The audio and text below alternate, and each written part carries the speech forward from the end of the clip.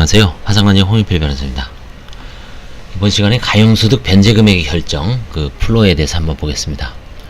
채무자의 변제재원으로는 개인회생재단이라고 불리는 변제재원을 가지고 이루어지는데, 개인회생재단은 개인회생 절차 개시 결정 당시 채무자가 가진 모든 재산과 채무자가 개인회생 절차 개시 결정 전에 생긴 원인으로 장래 행사할 청구권 및 개인회생 절차 진행 중에 채무자가 취득한 재산 및 소득으로 구성됩니다.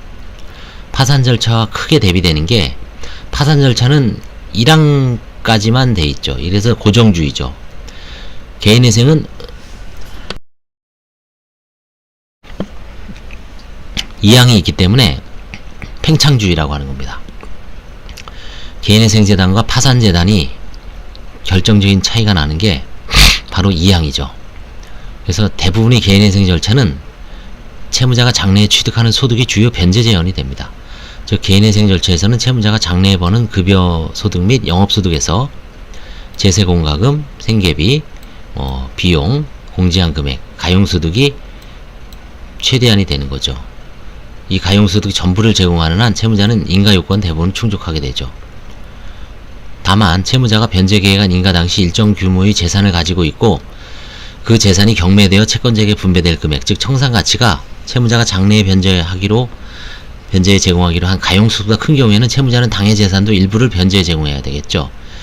왜냐하면 개인회생 채권자들 입장에서는 채무자를 파산시켜 파산 절차에서 받을 수 있는 금액보다 개인회생 변제받는 금액이 적다면 개인회생 절차를 유지할 실익이 없기 때문이죠.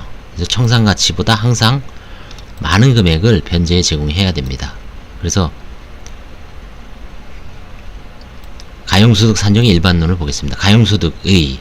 가용소득은 채무자가 변제기간 동안 계속적이고 반복적으로 수령할 수 있는 소득에서 각종 제세공과금과 피부양자의 생활에 필요한 생계비, 채무자가 영업에 종사하는 경우에는 각종 비용을 공제한 나머지 소득을 말하죠. 채무자는 변제기간 동안 버는 소득으로 각종 제세공과금을 납부하고 채무자 및 피부양자를 위하여 일정한 비용을 지출할 수밖에 없는데, 개인회생 절차에서는 바로 이와 같은 각종 제세공과금, 생계비 및 영업비용을 공제한 나머지 소득을 가용소득이라고 지칭하면서 이를 가지고 개인회생 채권자 등을 위한 채무의 변제에 사용하도록 하고 있습니다. 그럼 가용소득이 수행하는 기능은, 첫째, 개인회생 채권자의 채권 만족을 보장하죠. 변제계획에 대해 개인회생 채권자 또는 회생위원이 이의를 제기할 경우에는 채무자는 변제기간 동안 수령할 수 있는 가용소득의 전부를 변제계획에 따른 변제에 제공하지 않으면 인가요건을 충족시킬 수 없으므로, 가용소득은 결국 채권자들의 만족을 보장하는 주요 기능을 수행하게 됩니다. 그 다음에 채무자의 갱생 보장을 하죠. 가용소득만 변제하면 나머지로 이제 생계를 유지할 수 있기 때문에, 가용소득 산정 시 고려 요소는 1호의 금액에서 2 내지 4호의 금액을 뺀 겁니다. 일단 소득으로는 근로소득, 연금소득, 부동산 임대소득, 사업소득, 농업임업, 그 밖에 합리적으로 예상되는 모든 종류의 소득의 합계 금액을 산정한 다음에 이제 소득세, 주민세 균등분, 재인 지방소득세, 건강보험료, 그 밖에 이에 준하는 것을 대통령이 정하는 금액, 그 다음에 3. 채무자 및 그 피부양자의 인간다운 생활 유지에 필요한 생계비로서 국민기초생활보장법 6조의 규정에 따라 공표된 최저생계비, 채무자 및 그 피부양자의 연령, 피부양자의 수, 거주지역, 물가상황, 그 밖에 필요한 사항을 종합적으로 고려하여 법원이 정하는 금액,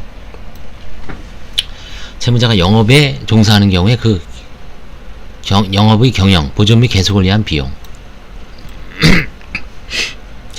3. 총소득의 산정. 가용소득을 산정하면서 먼저 채무자의 소득이 확정돼야 되겠죠. 채무자의 소득을 어떻게 산정하느냐의 문제는 개별 사건 및 채무자에 따라 달라질 수밖에 없어 이를 일률적으로 단정하기 어려우나, 개인회생 절차의 간이 신속을 위하여 일정한 소득 기준을 제시하면 다음과 같습니다. 급여소득자의 경우 1년간 평균소득, 원칙적으로 소득은 최근 1년간 소득을 평균하여 결정합니다. 이를 위해서는 그 소명자료로서 최근 1년간 근로소득세 원천징수 영수증을 제출해야 합니다. 다만 근로소득 원천징수 영수증은 전년도의 것을 발급하게 되므로 당해년도의 소득을 소명하기 위해서는 사업주가 발급하는 근로소득 원천징수 확인서를 제출해야 됩니다. 전년도 근로소득 원천징수 영수증과 금년도 거는 근로소득 원천징수 확인서. 이게 차이가 나는군요. 저 처음 알았네요. 구별해야 됩니다. 근로소득 원천징수 영수증, 근로소득 원천징수 확인서. 소득 변경의 경우, 최근 1년간 직장의 변동이 있는 경우에는 직장 변동 이후의 실제 소득을 평균한 월평균 소득을 기초로 하여 소득을 산정합니다. 중간에 무직기간이 있는 경우도 마찬가지입니다. 영업소득자에서 급여소득자로 전업한 경우, 최근 1년 사이에 영업소득자에서 급여소득자로 전업한 경우에는 원칙적으로 영업을 영위하에 벌였던 소득은 급여소득 산정 시 반영하지 않습니다. 이 경우 재직기간이 1년에 미달하여도 무방합니다. 영업소득자의 경우 최근 1년간 소득신고서 및 사업자 등록증이 제출. 영업소득자는 사업자 등록증을 제출해야 되겠죠. 이건 당연히. 소규모 농업종사자 등 통상적으로 사업자 등록을 하지 않는 직종에 종사하는 사람의 경우에는 예외죠. 그리고 소득을 증명하는 자료는 부가가치세 표준증명, 매출처별 세금계산서 합계표, 신용카드 매출전표 발행금액 등 집계표, 손익계산서 등을 제출해야 됩니다. 이 기타 자료에 의한 비교 산정. 원칙적으로 세무자가 제출한 1에서 본 자료 또는 영업장부 등을 기준으로 평균 소득을 산정할 것이나 그 내용이 부실하거나 소명절해가 불충분한 경우에는 고용 형태별 근로실태 조사 보고서상의 통계소득, 동일 직종이 다른 사례의 경우 영업소득, 채무자가 제출한 소득진술서, 인후보증서 등을 참고로 하여 판단합니다. 이 통계소득, 이 고용 형태별 근로실태 조사서 보고서상의 통계소득은 이건 예전에 손해배상 소송에서 이걸 많이 쓰죠. 급여소득자에서 영업소득자로 전환한 경우, 반대로 최근 1년 사이에 급여소득자에서 영업소득자로 전환한 경우는 원칙적으로 그렇죠. 급여소득 산정 시 반영하지 않죠. 반대의 경우도 마찬가지입니다. 장래소득이 증가를 반영할 것인지 여부. 장차 소득이 증가할 것을 전제로 하여 일정 폭의 소득 증가를 반영하여 변제계획을 작성해야 하는가에 관한 의견 대립이 있을 수 있으나 원칙적으로 장래의 소득 증가를 고려할 필요가 없습니다. 장래 소득 증가액의 정확한 추정이 어려울 뿐만 아니라 장래 소득의 증가를 고려하면 각종 물가 인상률과 생계비 증가 비율도 함께 추정해야 하는 문제가 발생하는 바, 이는 사실상 불가능한 것을 요구하는 것이 다름 아니고 이와 같이 불확실한 추정치를 가지고 변제계획을 작성한다면 변제계획이 실패로 귀착될 확률이 많은 것이기 때문입니다. 결국 장래 소득의 증가는 각종 물가 인상률 및 생계비 증가율과 상쇄된다고 보고 이를 원칙적으로 고려 대상에 넣지 않습니다. 다만 변제계획 기간 동안 원래 소득의 규모에 비하여 현저한 소득 증가가 현실화되어 나타나고 그것이 변제계획에 전제되었던 기본 틀을 흔들 만큼 큰 경우에는 변제계획의 변경 절차를 통하여 현저한 소득 증가를 반영할 길은 열려 있습니다. 그 반대의 경우도 마찬가지죠. 현저하게 소득이 감소되는 경우도 있을 수가 있죠. 코로나 사태 때 이런 게 지금 현재 코로나 사태 때문에 특히 자영업자, 영업소득자의 경우는 뭐 말도 못하죠. 지금 헬스장도 지금 문 닫은 지가 벌써 한 8개월 정도 되죠. 기타 문제되는 경우, 소득에 대한 자료가 너무 부실한 경우, 회생위원이 면담 시에 채무자가 객관적인 소득 자료를 제출하지 못하고 있고 채무자가 제출한 수입 및 지출에 관한 목록의 수입의 신빙성에 상당한 의심이 가는 경우에는 채무자로 하여금 수입상황 보고서를 제출하도록 하되 그 보고서에 허위 내용을 기재할 경우 보고와 검사의 거절죄로 처벌받을 수 있음을 경고하는 등으로 소득의 진실성을 담보하기 위한 노력을 기울일 필요가 있다. 허위보고죄 있죠. 허위보고죄. 수중소득이나 보험금소득. 수중소득이나 보험금소득 등 예외적인 소득이 있는 경우에 이것을, 그러니까 수중은 누구한테 이제 증여받은 거죠. 그 다음에 보험금은 보험사고가 발생해서 뭐 교통사고가 발생했다. 그럼 나오는 거. 혹은 무슨 뭐 암이 걸려서 진단금이 나온다든지, 이것을 소득으로 인정할 것인지 여부가 문제될 수 있는데 이는 계속적, 반복적 소득인지 여부에 따라 달라집니다. 일정한 계약관계에 매달 또는 정기적으로 지급되는 보험금 같은 경우에는 계속적, 반복적 소득을 인정할 것이므로 법에서 말하는 소득에 포함될 수 있죠. 근데 일회성에 그친 경우는 안 되고, 그 다음에 영업소득자의 영업비용, 영업비용의 공제.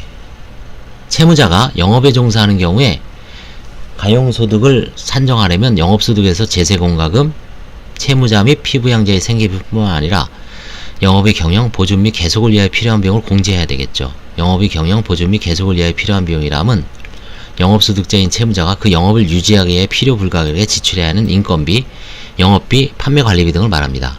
다만 차입금에 대한 이자와 같은 금융비용은 개인회생 채권이 되어 개인회생 절차에 의하여 변제하므로 영업비용으로 인정하여 공제해서는 안됩니다.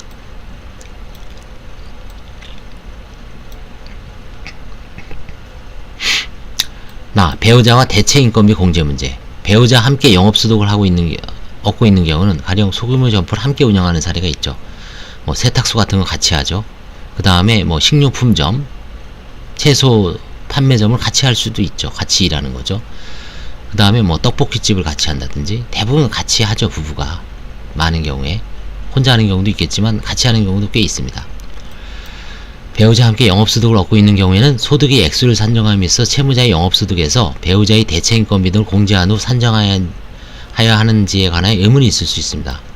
소규모 점포와 같은 경우는 특별한 사정이 없는 한 배우자에 대한 대체인건비 공제는 인정하지 않습니다. 채무자의 과다 부채를 재조정하여 갱생을 도모하는 개인회생 절차에서 채무자의 갱생은 곧 가정 전체의 갱생으로 이어져 채무자의 배우자도 곧 수혜자가 될 뿐만 아니라 배우자의 생계비 자체도 채무자의 가용소득을 산정할 때 공제되는 항목에 포함되므로 배우자의 대체인건비를 영업비용으로 공제하여 소득을 산정하는 것은 부당하기 때문입니다.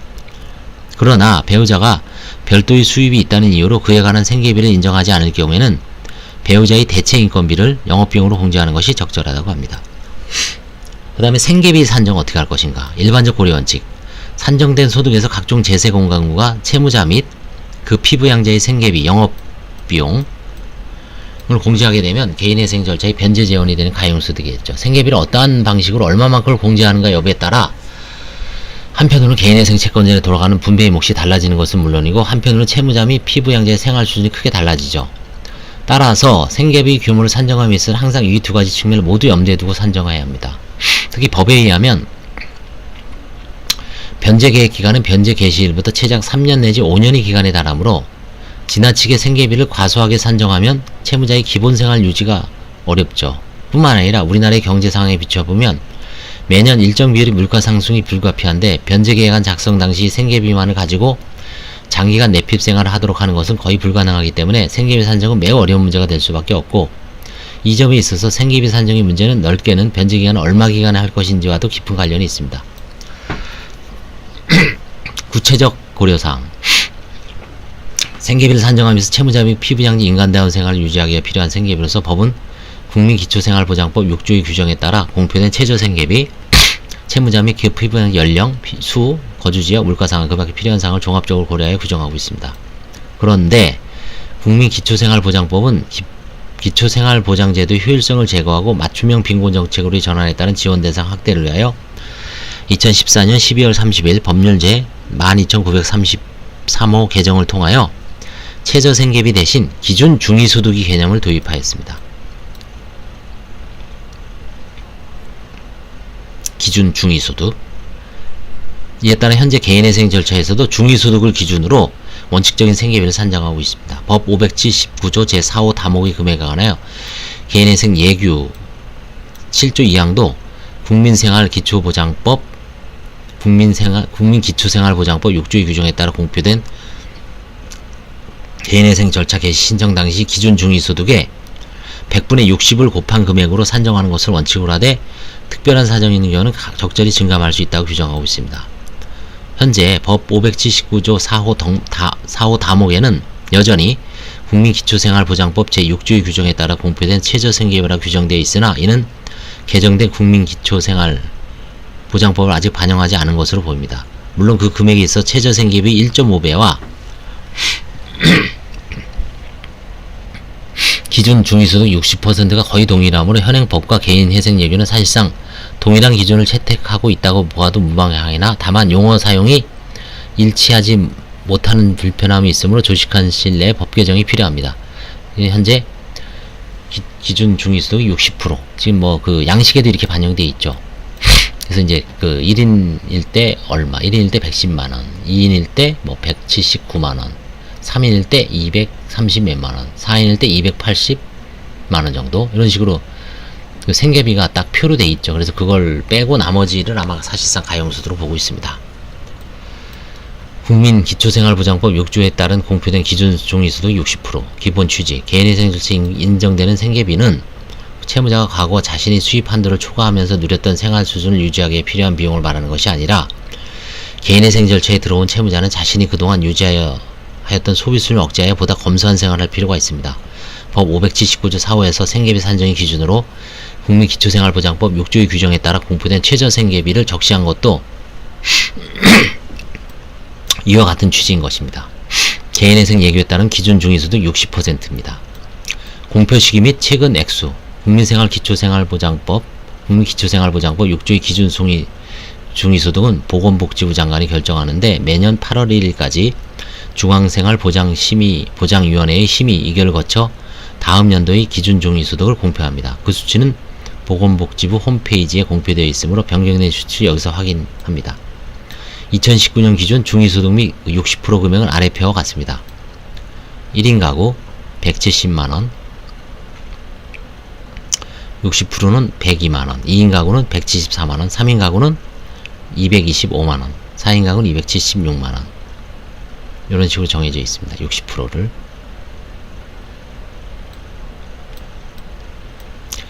피부양자 연령 및 수, 피부양자 산정의 기준, 국민기초생활보장법상의 기준 중위소득 및 이에 기초한 개인회생 절차의 생계비는 연령 및 수에 따라 달라지므로 피부양자의 수를 어떻게 정할 것인지가 참 중요하죠.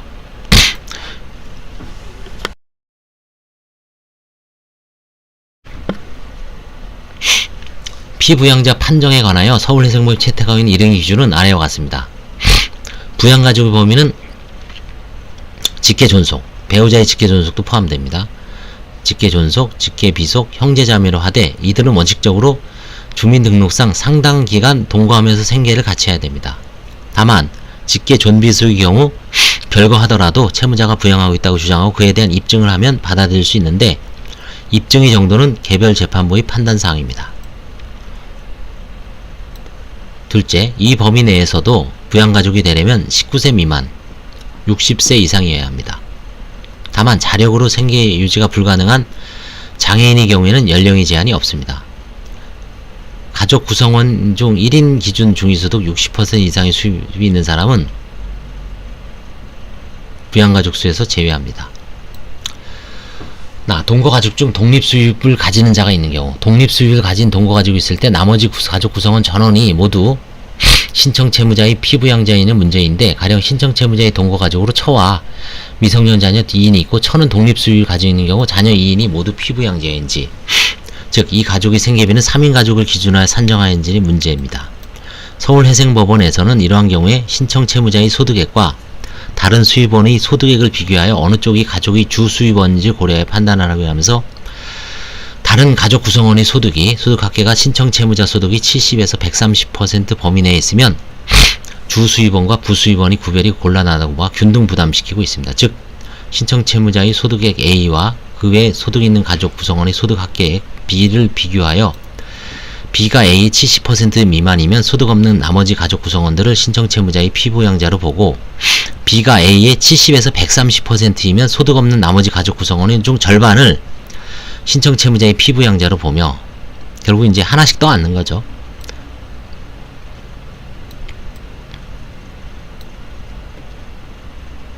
(1인) 가족 생계비와 (2인) 가족 생계비 중간값으로 3인이면 신청채무자에 공제할 생계비는 (2인) 가족 생계비와 (3인) 가족 생계비 중간값으로 계산하고 B가 A의 130%를 넘으면 소득 없는 나머지 가족 구성원들을 신청채무자 외의 소득 있는 가족 구성원 쪽의 피부양자로 봅니다.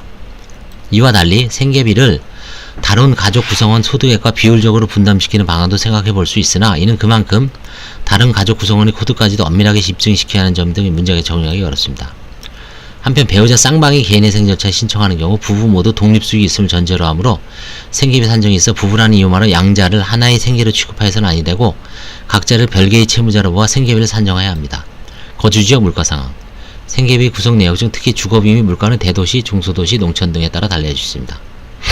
기타 필요한 사항 채무자는 위에서 정한 사항 외에 그 밖에 필요한 사항이 있으면 이를 생계비 산정에 반영해달라고 요구할 수 있을 것입니다. 실무상 이러한 경우의 대표적인 경우로 의료비 지속적 지출이 필요한 경우, 병원비죠. 수술비 중요하죠.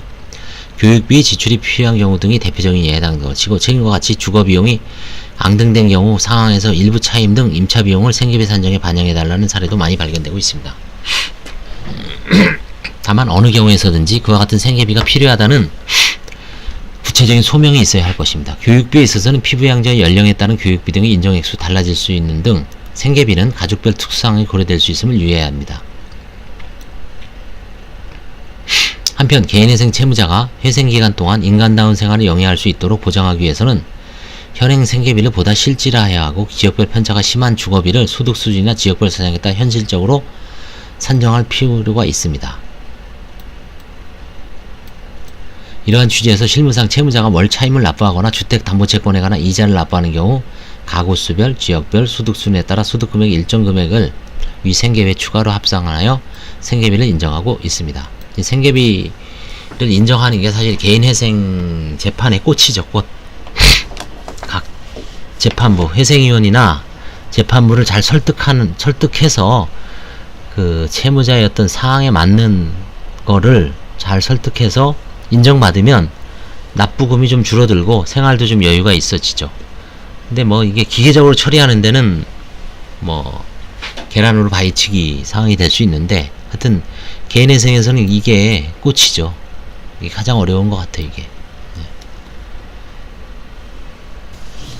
그래서 이번 시간에는 가용소득 변제금액의 결정에 대해서 전반적으로 살펴봤습니다. 감사합니다.